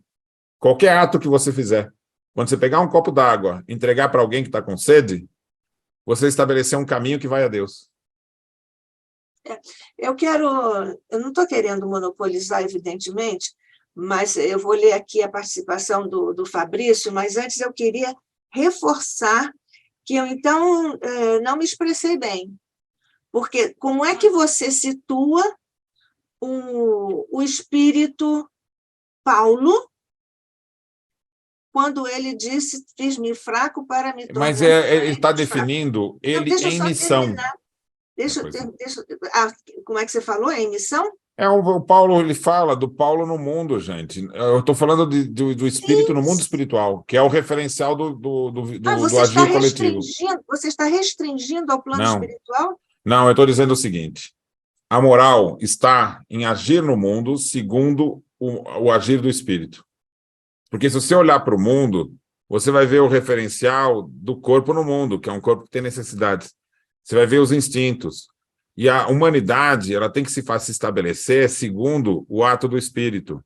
Ou seja, isso só vai acontecer quando a gente perceber que o nosso ato não precisa de retribuição. E ele só não precisa de retribuição enquanto espírito. É a realidade do mundo a retribuição. E é isso que faz com que o materialismo e as religiões formais e positivas, elas não consigam enxergar a profundidade do que significa o amor, do que significa a caridade, o que significa desinteresse. O desinteresse não é pelo referencial do mundo. Eu não me interesso. Eu preciso de comida, eu preciso de ar, eu preciso de abrigo, sabe? O desinteresse é, eu sou um espírito agindo no mundo. O desinteresse é a condição do espírito.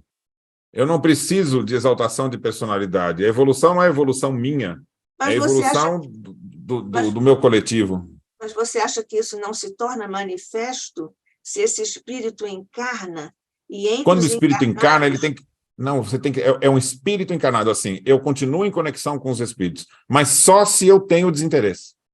Então, Kardec vai tratar disso, Nádia? Paulo, isso é óbvio. Se o espírito já atingiu a condição do desinteresse absoluto como espírito... Não, eu estou falando do exercício do desinteresse, Nádia. O exercício do desinteresse é a aquisição do desapego. A aquisição do desapego não é a relação ao mundo. Você não tem desapego. Se você olha para as coisas do mundo... Eu não estou falando do desapego das coisas do mundo, eu estou dizendo que quando ele se torna manifesta a condição que ele já atingiu espiritualmente com o desapego, isso se torna uma espécie de espelhamento para os outros. Sócrates, por exemplo, quando passeava pela ágora, ele dizia, lá contemplando aquelas bancas, aquelas coisas todas cheias de bugigangas, ele disse, eu não me interesso por coisa nenhuma dessas. Nádia. Sim, isso mas não aí, é manifestação de desinteresse? Essa é a manifestação da conquista. Então, assim, Claro, só que os valores, a conquista dos valores, assim, o que eu estou dizendo é o seguinte, do ponto de vista intelectual, a gente adquire capacidade de raciocínio. Claro. A gente consegue desenvolver a inteligência como? No exercício do adquirir o conhecimento. No exercício de adquirir o conhecimento e raciocinar, eu desenvolvo a capacidade do raciocínio. Então, eu tenho um hábito, né? Agora, esse é o hábito da razão, que vai fazer com que eu desenvolva a capacidade racional. O que eu estou afirmando aqui é que existe um paralelo a isso no hábito da moral. O que é o hábito da moral? Existe uma sensibilidade, que é o sentido espiritual. Esse sentido não é dado pela inteligência, diz Kardec. É uma conquista de você perceber a realidade do mundo espiritual. Isso é anterior à conquista da virtude. Então, eu percebo no mundo espiritual que o meu corpo não precisa de recursos, não é retributivo. Que o servir me traz felicidade. Que eu compartilho com outros espíritos, né, a estrutura da família. O compartilhar da individualidade coletiva. E eu percebo a inspiração dos espíritos. E essa sensibilidade que permite fazer isso coloca qualquer espírito que já alcançou um nível um pouquinho acima do simples ignorante em condição de ser feliz, de ser útil, de inspirar, de aprender, de intuir, de uma forma coletiva. Então, o despertar do coletivo na espiritualidade é o caminho que leva à virtude. Da mesma forma que você abrir o conhecimento, as ideias, para compreender a ideia do outro, é que permite que você tenha conhecimento, porque conhecimento é compartilhado. Então, adquirir virtude não é o exercício do ato coletivo. Porque você não consegue sair da inércia sem o agir coletivo. O sair da inércia não é um ato individual, é um ato coletivo. Então, e a sensibilidade do mundo espiritual é a sensibilidade do coletivo. Eu percebo que eu estou interligado com os outros. O ser que não faz isso, ele vai para o mundo espiritual e vive o mundo espiritual como se ele fosse o ele e o que está fora externo. Essa é a ilusão do simples ou a ilusão do imperfeito.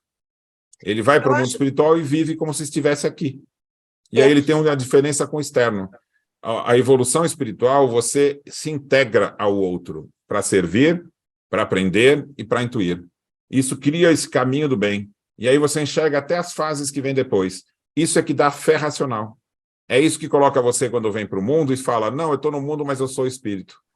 Ou seja, eu não me submeto às leis do mundo físico, eu me submeto às leis do mundo espiritual. Eu acho que nós estamos falando das mesmas coisas, inclusive você agora fez uma referência àquilo que nós chamamos de noures e tudo, mas como nós já passamos do tempo, eu vou aqui ler a participação do Fabrício. Ele disse, o espírito superior age não se tornando distante e distinto dos outros, mas integrado no fluxo universal de cooperação, agindo com suas conquistas. Da mesma forma que você oferece os seus valores... terminar, por favor. E aqui o Fabrício faz ainda um complemento ao pensamento dele. Ele diz, acredito que a Nádia esteja se referindo a se conhecer a árvore pelos frutos. Também, exatamente isso, Fabrício. Se o espírito encarna e ele já atingiu determinados patamares evolutivos, é inevitável que o seu estar no mundo reflita não só essa cosmovisão, mas ele explicite Aí eu vou mudar de cosmovisão, vou mudar para espírito-visão.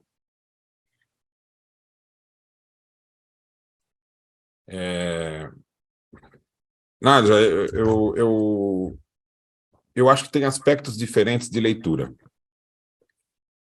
Da mesma forma que nós tivemos uma revolução, quando a gente sai da visão da Terra no centro do universo, e a gente coloca a Terra integrada no infinito, na infinitude do espaço, e eu não falo isso por mim, eu falo isso porque esse é o raciocínio que está quando Kardec vai definir o senso espírita, o sentido do espírito. Ele vai dizer, o sentido do espírito não se alcança pela razão, nem pelas vivências do mundo, porque ele vai dar até um referencial inverso. Ele se fundamenta na vivência da espiritualidade. Então, a proposta para a gente estudar a educação aqui, segundo o Espiritismo, ele vai buscar a moral e a virtude não na representatividade do ato no mundo, porque o ato no mundo da virtude já é o ato da conquista do espírito. O espírito que age no mundo segundo a virtude é porque já tem virtude. E essa virtude, claro. ele conquista no exercício da coletividade no mundo espiritual. E lá no mundo espiritual, você perde a referência da personalidade. Então, quando os espíritos falam assim, o desenvolvimento moral, ele está no sentido da abstração da personalidade. Você tem que perder o apego à personalidade. E como é que você perde o apego à personalidade? Se você tem apego à personalidade no mundo, você vai para o mundo espiritual e continua com o apego da personalidade. Você não enxerga o mundo espiritual. Claro. Então, o espírito, ele vai para o mundo espiritual e não enxerga. Agora, o espírito simples, que ele vai para o mundo espiritual e coopera, que ele dá ouvidos a um espírito que o inspira, que ele faz escolhas para o seu desenvolvimento no mundo espiritual, ele já se desenvolve moralmente desde simples. Não é preciso passar pelo apego para deixar de ter apego, entendeu? Então, a grande maioria, dizem os espíritos, não passa pelo apego. Ele sai da simplicidade para a virtude. Como é que ele faz isso? Ele se dá conta do sentido espiritual. Ele se percebe coletivo. Ele percebe a realidade dele enquanto espírito. E aí ele não passa pelo apego. Quem vai passar pelo apego é que precisa vivenciar a expiação, mas não é o mesmo caminho. Nós é a porta estreita, é a porta larga. Nós podemos voltar a esse tema, porque nós já até passamos do tempo, podemos voltar a essa questão mais tarde, mas eu percebo que nós estivemos falando de instâncias diferenciadas. Eu concordo com tudo que você disse com relação ao espírito sem estar encarnado, e eu estava me referindo, o Fabrício percebeu isso, ao espírito quando ele encarna, e o espírito que já tem muitas conquistas, ele transmite, porque ele exuda esses fluidos naturalmente, passou a ser uma parte do ser dele, ele incorporou isso. Então, nós estamos falando o espírito em ser, no plano espiritual, e aí estudamos a evolução segundo a codificação de Kardec, e outra questão também elucidada por Kardec é quando esse espírito, que a essa altura só vai encarnar de milênios a milênios, porque ele está em patamares evolutivos, às vezes inabordáveis para nós, então, quando ele está encarnado, é parte dele, ele não pode ser, nem fazer, nem pensar diferenciado, ele pode se fazer fraco entre os fracos, mas ele será sempre o Paulo, encarnado. O encarnado, Nádia, que já conquistou a virtude, ele realmente ele representa a conquista. Mas sim, claro. Quando a gente quer que o simples se desenvolva, enquanto desencarnado, ele vai ter essa vivência pelo aprendizado natural da realidade do mundo espiritual. Claro. Ele vai para lá, aprende com iguais, ele recebe a orientação. Depois ele volta, agora, quando ele vem para o mundo, se ele ainda não tem grandes conquistas, ele tem uma forte influência da personalidade.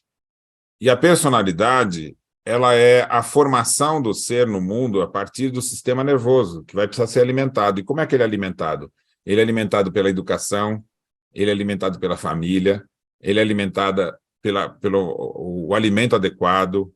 Então, se a gente olhar para o mundo hoje, grande parte das crianças, elas nascem sem a condição adequada de nutrição, sem a condição adequada de ambiente, de família, sem a oportunidade de ser útil usando a razão.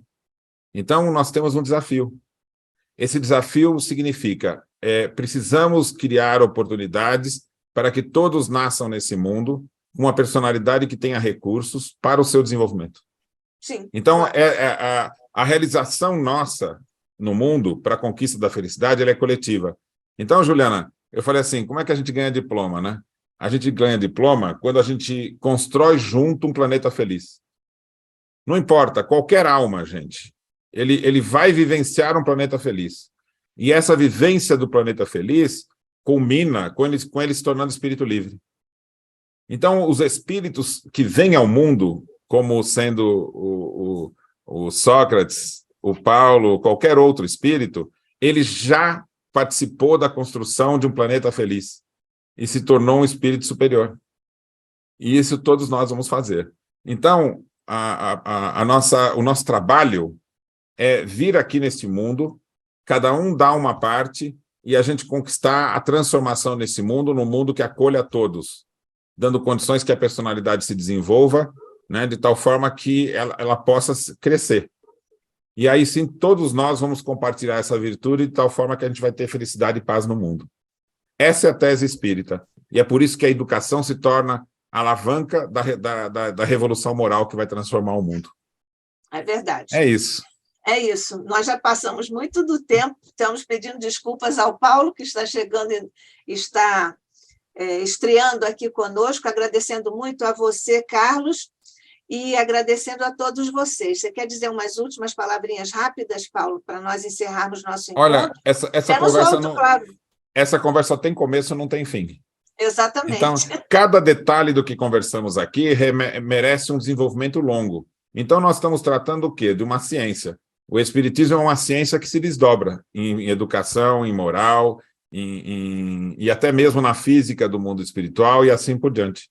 E eu acho que a gente tem que, para que o Espiritismo dê essa contribuição, porque tem valores inéditos, Nádia.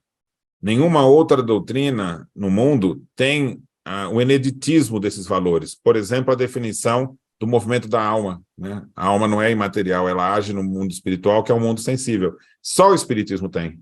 Então, o espírito, a gente está com um tesouro. Se a gente não trabalhar esses assuntos, é como se a gente tivesse colocado esse tesouro no baú e fechado com cadeado. Então, para que o Espiritismo demonstre o seu valor, a gente tem que transformar em conhecimento, e divulgar, né, debater. E isso é o que a nossa geração tem que fazer e as próximas também. Também. Então, agradecendo a você, Paulo Henrique de Figueiredo, querido amigo, querido irmão, querido companheiro, querido pesquisador dos tesouros que estão ali no trabalho de Kardec, e que, evidentemente, que é uma aula magna para a humanidade, para todos os tempos, desdobrando-se pelos séculos afora, quando nós voltaremos aqui, continuando a estudar essas questões que se desdobram em várias instâncias que hoje são ainda inabordáveis por nós, pela nossa condição. Então, agradecendo a você, querido Paulo, mais uma oportunidade de nós estudarmos juntos, agradecendo a todos vocês que estiveram conosco aqui em ambos os planos de existência, e vamos levar tudo que vimos, ouvimos, pensamos aqui juntos para ficarmos meditando, porque essa é a proposta do estudo e da educação, e o Espiritismo é uma proposta divina para a educação do espírito imortal. Que a paz de Jesus permaneça conosco hoje e sempre, rogando, Mestre querido, todos juntos que estamos agora em teu nome reunidos, rogando-te, Mestre, as bênçãos por sobre todos os nossos esforços, movimentos e projetos no bem, rogando as bênçãos sobre o Instituto de Cultura Espírita do Brasil, o ICEB, por sobre seus mentores, representados por Deolindo Amorim e Jorge Andréa, por sobre todas as casas e organizações do bem, representados aqui pelos que estiveram e ainda estão conosco, e também, Jesus, faz descer sobre o nosso querido Paulo as tuas bênçãos, a multiplicação de recursos, para que ele continue nessa estrada de glória à luz, a que ele se tem dedicado com tanto rigor, com tanto afinco e com tanto amor às leis de nosso Pai, à tua mensagem, Jesus, e ao desdobramento da tua mensagem pelo nosso também querido Kardec, a cujo coração, mestre, nós agora enviamos, por intermédio de teu augusto coração, mais uma vez, as nossas vibrações de gratidão profunda e de desejo e certeza de luzes que se vão desdobrar e acumular cada vez mais na tua trajetória querida, Allan Kardec. Fica conosco, Jesus, fica conosco, Maria, fiquem conosco, anjos de nossa guarda, fiquem conosco, mentores queridos, que assim seja sob a graça de nosso Pai, hoje e sempre.